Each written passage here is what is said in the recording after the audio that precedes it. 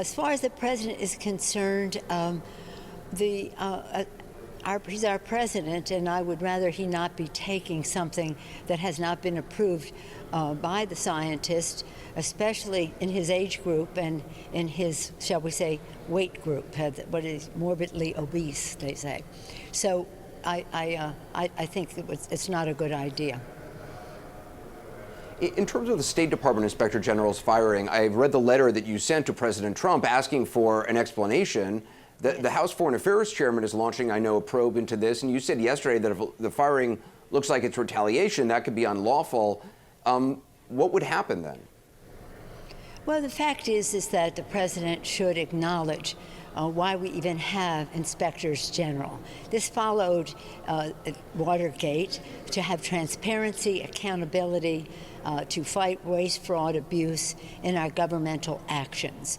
While the law, the president is correct in saying he can fire anyone he wants, when it comes to inspectors general, he has a responsibility to inform Congress first. But it is also essential when he says he has lost my confidence to tell us why he has lost his confidence. This is the fourth inspector general that the president has lost confidence in, so to speak, and it's a pattern that I think is unhealthy for a democracy.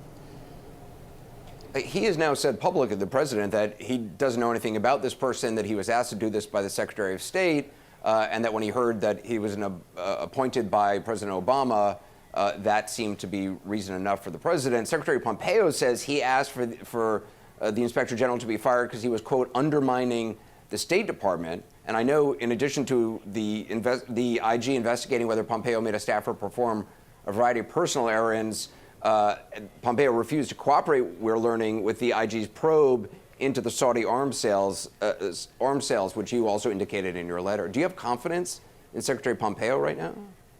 Well, the fact is that they declared an emergency almost a year ago as the basis for how they would, why they needed to have the arms sales to the Emirates and to Saudi Arabia. It wasn't appropriate.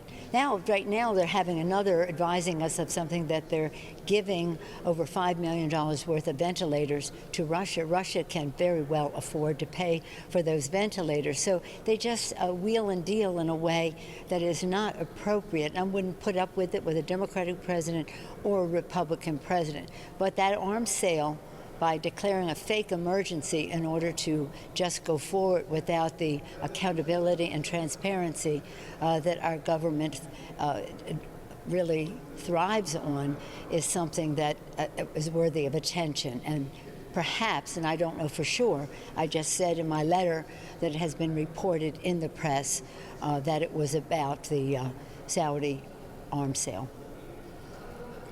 The House has narrowly passed more funding for people, more of a bailout. And I'm wondering, the Senate, clearly it's likely to fail in the Senate. The president has threatened to veto it. What is the next step for that? I mean, is this done? They're going to come to the table. They must. The American people need this honoring our heroes by allocating the resources to state and local governments, tribal governments, and territories to meet the needs of the American people.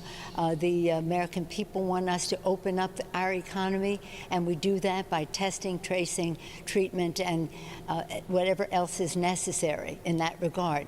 And then we need to put money in people's pockets. All three of these things have been supported by the Republicans. So we wrote a bill that was based on initiatives that they have supported and that we have both supported in a bipartisan way. We do have some areas of disagreement, and those are cause for negotiation. But I don't think there's any question that what this country needs is a robust testing initiative with a plan, a timetable, benchmarks, milestones to get the job done, that our states and localities are going to have to either raise taxes, cut services, or both, unless they have an infusion of cash for the purpose of countering, helping to defray the cost of corona already, the coronavirus cost, as well as the lost revenue because of corona. And it is, so I have no doubt that they will come to the table. Speaker Pelosi, I appreciate your time. Thank you. Thank you. My pleasure.